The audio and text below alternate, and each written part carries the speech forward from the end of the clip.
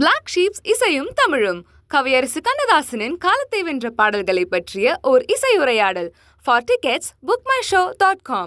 For discount on tickets, blacksheepindia.com. For bulk bookings, WhatsApp to 78248 Black Sheep Value OTT இப்போது புத்தம் புது பொலிவுடன் நீங்கள் கேட்ட மாற்றங்களுடன். Black Sheep Value OTT Tamil பசங்க கொடுக்கும் கேரண்டி. Black Sheeps நினைவோ ஒரு பறவை. Presented by Dhanvantralaya Ayurveda speciality hospital. வணக்கம் and welcome to black sheeps நினைவு ஒரு பறவை. இந்த நிகழ்ச்சி எதை பற்றி அப்படின்னு பார்த்தீங்கன்னா, தமிழ் சினிமாவுக்கும் தமிழ் சினிமா ரசிகர்களுக்கும் நிறைய நல்ல சுகமான நினைவுகளை கொடுத்த திரையுலக ஜாம்பவான்களுடைய நினைவுகளை மீட்டி பார்க்குற நிகழ்ச்சி தான் நினைவு ஒரு பறவை. இன்னைக்கு நம்ம கூட இருக்கிறவர் தமிழ் சினிமாவுடைய மொத்த வரலாறையும் இவர் வரலாறு போட்டி பார்த்துடலாம். அப்படிப்பட்ட ஒரு மனிதர் சத்யஜித் தியாகராஜன் அவர்கள். வணக்கம். வணக்கம். வணக்கம் சார். கடந்த ஒரு 100 ஆண்டுகளாக தமிழ் சினிமாவில் உங்களுடைய கொடி இருந்துகிட்டே இருக்கு, அப்பா காலத்துல இருந்து அப்படின்னு சொல்லலாம். வீனஸ் பிக்சர்ஸ்ல இருந்து நம்ம பேச ஆரம்பிக்கலாம் சார். அப்பா ப்ரொடக்ஷனுக்குள்ள எப்படி வந்தாங்க? அவர் அப்பா வந்து மிஸ்டர் கோவிந்தராஜன், வீனஸ் கோவிந்தராஜன் சொல்லுவாங்க. அவர் வந்து திருவாரூரில் பிறந்தவர். பிறந்துட்டு அதுக்கப்புறம் வந்து ஒரு வயசுக்கு அப்புறம் வந்து அவருக்கு சப்போர்ட் இல்லாமல் அவர் வந்து லைஃப்பில் அச்சீவ் பண்ணணும் அப்படின்னு சொல்லிட்டு என்ன பண்ணாருன்னா, புறப்பட்டு போய் ஆர்மியில் ஜாயின் பண்ணார். ஆர்மியில் ஜாயின் பண்ணிவிட்டு இந்தியன் ஆர்மியில் செகண்ட் வேர்ல்டு வார் அப்போ அவர் ஃபைட் பண்ணார். பர்மாலெல்லாம் வந்து அங்கே பங்கு பெற்றார். அதுக்கப்புறம் அந்த செகண்ட் வேர்ல்டு வாருக்கு அப்புறம் வந்து இந்தியன் சிப்பாய் மியூட்டினி நடக்கும் போது அதுலேயும் பார்ட்டிசிபேட் பண்ணார். பார்ட்டிசிபேட் பண்ணி எல்லாம் முடிஞ்சதுக்கப்புறம் இண்டிபெண்டன்ஸ் கிடச்சதுக்கப்புறம் அவரை வந்து இதில் அவருக்கு வாலண்டரி ரிட்டையர்மெண்ட் கொடுத்தாங்க. வாங்கிட்டு அவருக்கு வந்து செங்கல்பட்டில் டிப்போ மேனேஜராக வந்து ஒரு டீ கம்பெனியில் டிப்போ மேனேஜராக சேர்ந்தார். அங்கே இருக்கும்போது தான் அவருக்கு வந்து டைரக்டர் ஸ்ரீதர் சார் வந்து நெருக்கமானாங்க. அவர் வந்து என்னன்னா, அவர் கோஆப்ரேட்டிவ் சொசைட்டியில் ஒர்க் பண்ணிட்டு இருந்தார். ரெண்டு பேருமே அங்கே வந்து செங்கல்பட்டில் அந்த ஆத்தங்கரையில் உட்காந்துக்கிட்டு பேசிட்டு பழகிட்டே இருக்கிற டைமில் தான் ரெண்டு பேருக்குமே வந்து ஒரு சினிமாவில் இன்ட்ரெஸ்ட் இருக்குன்னு அவங்க ரெண்டு பேர்த்துக்கும் புரிஞ்சுது. Such a coincidence. அங்கேருந்து ரெண்டு பேரும் சென்னைக்கு வந்ததுலேருந்து தான் வந்து அந்த சினிமா பயணம் ஆரம்பித்தது. அப்போ தான் அவங்க வந்து வீனஸ் பிக்சர்ஸ் கிருஷ்ணமூர்த்தி அவரை வந்து சந்திச்சாங்க. அவர் எப்படின்னா, அவர் வந்து இப்போ ஒரு ரெப்ரசன்டேட்டிவ் மாதிரி இருந்தார். தியேட்டர்ஸ்க்கு படங்கள்லாம் வாங்கி கொடுக்குற அந்த பொசிஷனில் இருந்தார். அவங்க 3 பேரும் வந்து ஒன்றா வந்து ட்ரீம் பண்ணி போய் பீச்சில் மெரினா பீச்சில் உட்காந்து சினிமா பண்ணலாம் அப்படின்னு அவங்க அந்த ட்ரீம் ஆரம்பித்தது. அப்படியே ஆரம்பிக்கப்பட்டது தான் வந்து முதல் படம் வந்து லட்சாதிபதினு ஒரு டப்பிங் பிக்சர். நாகேஸ்வர் ராவ் வந்து ஆக்ட் பண்ணது. அந்த படத்தை வந்து முதல்ல வந்து லட்சாதிபதினு ஒரு படத்தை வந்து ரொம்ப சிரமப்பட்டு அதை ஆரம்பித்தாங்க. ஆரம்பிக்கும் போது தான் அந்த படம் வந்து ஓரளவுக்கு அவங்களுக்கு ஒரு ஃபர்ஸ்ட் பிக்சர் வந்து ஒரு நல்ல அளவுக்கு வெற்றி அடைஞ்சது. உத்தமபுத்திரன் பற்றி பேசியாகணும் சார். வீனஸ் பிக்சர் மிக முக்கியமான ஒரு திரைப்படம். இன்னும் சொல்ல தமிழ் சினிமாவில் டபுள் ஆக்ஷன் மூவியில் மிக முக்கியமான ஒரு திரைப்படம். சிவாஜி அவர்கள் டபுள் ஆக்ஷன் பண்ணிப்பார். அந்த படத்தை உத்தமபுத்திரன் வந்து இன்னைக்கு உங்கள் ஆஃபீஸ்க்கு வந்து அந்த உங்களுடைய கேலரியில் அந்த ஃபோட்டோவும். ஆமாங்க. அந்த டைமில் வந்து அமர்தீபம் படம் எடுத்தாங்க சிவாஜி சார் வச்சு. சிவாஜி சார் வந்து அமர்தீபம் வந்து ஆரம்பித்து கொஞ்சம் தடங்கள்லாம் இருந்தது. அமர்தீபம் என்ன ஃபைனான்ஸ் டிஃபிகல்ட்டிஸ் இருந்தது. அதுக்கப்புறம் சமாளித்து அந்த படம் வந்து ஓரளவுக்கு பெரிய வெற்றி வந்த உடனே சிவாஜி சார் வந்து அடுத்தது செய்யலாம் அப்படின்னு சொல்லிட்டு தான் இந்த உத்தமபுத்திரன் ப்ரப்போசல் கொண்டு போய் கொடுத்தாங்க. அதே டைமில் பார்த்தீங்கன்னா உத்தமபுத்திரன் வந்து இவரும் மக்கள் திலகம் எம்ஜிஆரும் அவரும் அதே டைமில் உத்தமபுத்திரன் ஆரம்பித்தாங்க. ரெண்டும் பார்த்தீங்கன்னா ஒரே தினத்தந்தி பேப்பரில் ரைட் ஹேண்ட் சைடில் உத்தமபுத்திரன் சிவாஜி சார் வச்சுருக்கோம், லெஃப்ட் ஹேண்ட் சைடில் வந்து அட்வர்டைஸ்மெண்ட் எம்ஜிஆர் அவர்கள் வச்சு வந்தது. அந்த மாதிரி ஒரு காம்படிஷன் இருக்கும்போது தான் நடுவில் நண்பர்கள்லாம் சேர்ந்து ஒரு சமரசம் பண்ணி அப்புறம் சிவாஜி சார் படம் வச்சு எடுத்த படம் தான் வந்து ஃபினிஷ் ஆச்சு. ஃபினிஷ் ஆகி அது வந்து ஒரு பெரிய வெற்றி அடைஞ்சுது. அதில் வந்து உத்தமபுத்திரனில் என்னன்னா அந்த படத்தோட வெற்றி காரணம் வந்து ஃபஸ்ட்டு அது டுயல் ரோல். அதெல்லாம் விட வந்து சிவாஜி சார், ஸ்ரீதர் சாரோட ஃபுல் அவரோட டயலாக் அண்ட் அவரோட அவரோட எழுத்து இயக்கத்தினால தான் அது அவ்வளோ பெரிய சக்ஸஸ் பார்க்குது. ஒன்றும் அது தமிழ் சினிமாவில் முதல்ல இயக்குனர் கைதிட்டு கிடைச்சதுன்னா அது ஸ்ரீதர் சாருக்கு தான் அந்த பங்கு போய் சேர முடியுது. நீங்கள் முதல்ல அப்பாவோட ஷூட்டிங் ஸ்பாட்டுக்கு போன அனுபவங்கள்? எனக்கு விவரம் சினிமா உங்களுக்கு அறிமுகமான எனக்கு வந்து சினிமாவில் முதலாக அறிமுகமானது வந்து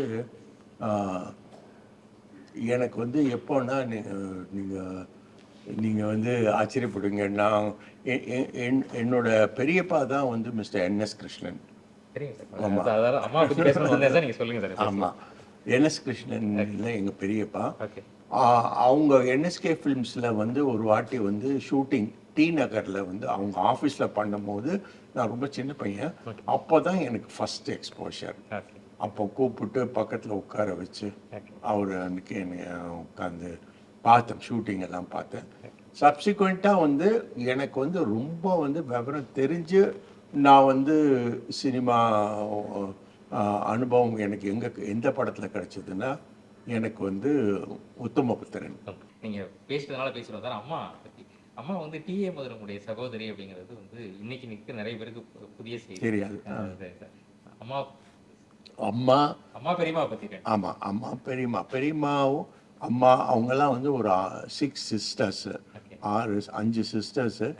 அவங்க எல்லாருமே வந்து திருச்சிராப்பள்ளியில் இருந்தவங்க. அவங்க வந்து பெரியம்மா வந்து அவங்க வந்து நடிப்புக்கு வந்து அப்புறம் வந்து கலைவாணரை சந்திச்சு அவங்களுக்கு திருமணம் ஆனதுக்கப்புறம் எல்லா சிஸ்டர்ஸுமே சென்னைக்கு வந்துட்டாங்க. சென்னைக்கு வந்ததுலேருந்து அப்புறம் ஒவ்வொருத்தங்களா கல்யாணம் ஆகி மேரேஜ் ஆகி இதாச்சு. NS கிருஷ்ணன் வந்து அவர் வந்து எங்கள் அப்பா வந்து செங்கல்பட்டில் அவர் ஒரு நாடகம் நடத்தும் போது தான் வந்து அப்பாவை எங்கள் வீனஸ் பிக்சர்ஸ் கோவிந்தராஜன் அவரை சந்தித்தோன்னே அவரை வந்து பார்த்து அவர் துருதுருப்பாக இருக்கார், ரொம்ப இன்ட்ரெஸ்டடாக இருக்கார் அப்படின்னு சொல்லிட்டு அவரை வந்து நீங்கள் சென்னைக்கு இந்த வேலையை விட்டுட்டு வாங்க, NSK ஃபிலிம்ஸில் வந்து ஜாயின் பண்ணிக்கோங்கன்னு சொல்லி அவரை இன்வைட் பண்ணி அப்படியே வந்து என்ன ஒய்ஃப் டி.ஏ. மதுரம் சிஸ்டருக்கும் மேரேஜ், அதாவது எங்கள் அம்மாவுக்கும் மேரேஜ் பண்ணி வச்சார். பண்ணி அப்படியே அப்பாவும் சினிமாக்குள்ளே வந்தார். பெரியப்பாவோட ஷூட்டிங் பற்றி அனுபவம் சொன்னீங்களா சார்? அது என்ன படம் அது? நீங்கள் நல்ல தம்பி சார். சூப்பர். பெரியப்பாவோட படங்கள் உங்களுக்கு ரொம்ப பிடிச்ச படம்? யார் பையன்ல எனக்கு ரொம்ப பிடிக்கும். அந்த காமெடியெல்லாம் எனக்கு விவரம் தெரிஞ்சு அந்த படம் ரொம்ப ரொம்ப எனக்கு பிடிச்ச படம். அதுக்கப்புறம் வந்து அப்கோர்ஸ் நிறைய படங்கள் எனக்கு ரொம்ப பிடிச்சது இப்போ டக்குன்னு ஞாபகம் வரல எனக்கு. கொஞ்சம் கான்ட்ரோவர்சியான கேள்வி. லட்சுமிகாந்த் கொலை வழக்கு படம் உங்களுக்கு விவரம் தெரிஞ்சிச்சா சார்? அந்த சம்பவம் எனக்கு அவ்வளோ வந்து எனக்கு ஞாபகம் இல்லைங்க, டெஃபினட்டாக ஞாபகம் இல்லை. கேள்விப்பட்டேன், அப்புறமா வளர்ந்ததுக்கு அப்புறம் கேள்விப்பட்டேன். நீங்க எப்போ சார் முதல்ல அப்பாவோட ப்ரொடக்ஷனுக்குள்ள என்ட்ராகிறது, சினிமா வேலைக்குள்ள என்ட்ராகிறது? என்ன எடுத்துன்னா ஒரு ஸ்டேஜுக்கு அப்புறம் வந்து அவங்க வந்து வீனஸ் பிக்சர்ஸ் அவங்க பெரிய அளவுக்கு படங்கள்லாம் எடுத்துகிட்டு இருந்த டைமில் அதுக்கப்புறம் வந்து ஹிந்தி திரையுலகத்துலேயும் அவங்க வந்து நிறைய எடுத்தாங்க. பெரிய சில்வர் ஜூப்ளி ஹிட்ஸ்லாம் கொடுத்தாங்க. அந்த மாதிரி ஒரு ஸ்டேஜுக்கு அப்புறம் ஸ்ரீதர் சார் வந்து அவர் தனியாக நான் வந்து போகிறேன் அப்படின்னு சொல்லிட்டு வீனஸ் பிக்சர்ஸ்லேருந்து விலகி அவர் வந்து சித்ராலயா அப்படின்னு ஆரம்பித்து அவர் குரூப்பில் எல்லாரும் அவங்க எல்லாம் வந்து கோபு சார் அந்த மாதிரி நிறைய பேர் வந்து அவர் கூட இணைந்து அங்கே போயிட்டாங்க. பட் அவங்க பிரிஞ்சாலும் நல்ல நண்பர்களாக இருந்தாங்க கடைசி வரைக்கும். Sridhar sir, Govindarajan sir and Krishnamurthy நல்ல நண்பர்களாக இருந்தாங்க. அண்டு வீனஸ் பிக்சர்ஸில் ரொம்ப வளர்ந்தாங்க, பெரிய அளவுக்கு வளர்ந்தாங்க. ஒரு ஸ்டேஜில் நான் ஃப்ராங்காக சொல்ல, ஒரு ஸ்டேஜில் என்ன ஆகிடுச்சுன்னா ரொம்ப வளர்ந்துட்டோன்னு அவங்க என்ன ஆகிடுச்சுன்னா அந்த காலத்தில் வந்து டெலிகேட் பண்ண ஆரம்பிச்சிட்டாங்க. சரி நீ இதை பார்த்துக்கோ. அது வந்து அவங்களுக்கு ஒரு இறக்கமாக ஆகிடுச்சு அந்த டைமில். அப்போது நான் வந்து ஃபாரினில் இருந்தேன். நான் இங்கே காலேஜ் முடித்து எங்கள் அப்பா வந்து நான் சினிமாவுக்கு வரக்கூடாதுன்னு பிடிவாதமாக இருந்தார். நான் அங்கே இருந்தேன். அங்கே இருக்கும்போது அங்கே எனக்கு நல்ல வாய்ப்புகள் கிடச்சிது. படித்து முடித்த உடனே பேங்க் ஆஃப் அமெரிக்காவில் நல்ல வேலையெல்லாம் கிடச்சிது. அங்கே தான் இருந்தேன், லாஸ் ஏஞ்சலஸ் பக்கத்தில் இருந்தேன். அப்போது வந்து ஒரு கட்டத்தில் வந்து அம்மா ஃபோன் பண்ணி சொன்னாங்க, இந்த மாதிரி இங்கே எல்லாம் கொஞ்சம் நிலைமை சரியில்லை, நீ வந்து தான் எல்லாத்தையும் சரி பண்ணணும்னு சொன்னதுனால நான் அங்கேருந்து இந்தியாவுக்கு வர வேண்டிய சூழ்நிலை. அப்போ வந்த உடனே நான் எல்லா பொறுப்புகளையும் எடுத்து எல்லாத்தையும் சால்வ் பண்ணிவிட்டு ஒரு கம்பெனியில் எங்கள் அப்பா எல்லாம் டைரக்டராக இருந்தாங்க. ஒரு chemical company, Tan India wattle extracts company இருந்தது. அதில் வந்து ஒரு கமர்ஷியல் மேனேஜராக இருந்து வேலை செஞ்சுட்டு இருந்தேன். அப்போ தான் வந்து எனக்கும் என்னோட செல்விக்கும் வந்து மேரேஜ் ப்ரப்போசல் நடந்தது.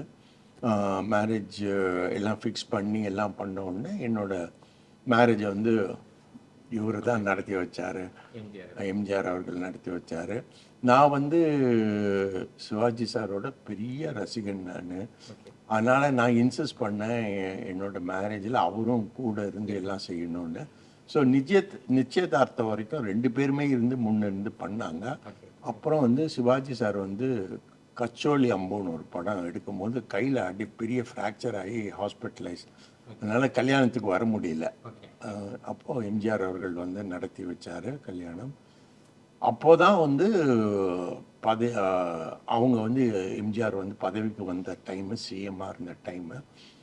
அப்போது மிஸ்டர் ஆர்எம் வீரப்பன் சார் அவர் வந்து கேட்டுக்கிட்டாரு, நீங்கள் பார்ட் டைமாக சத்யா மூவிஸை பார்த்துக்கோங்கன்னு சொல்லி என்கிட்ட சொன்னாங்க.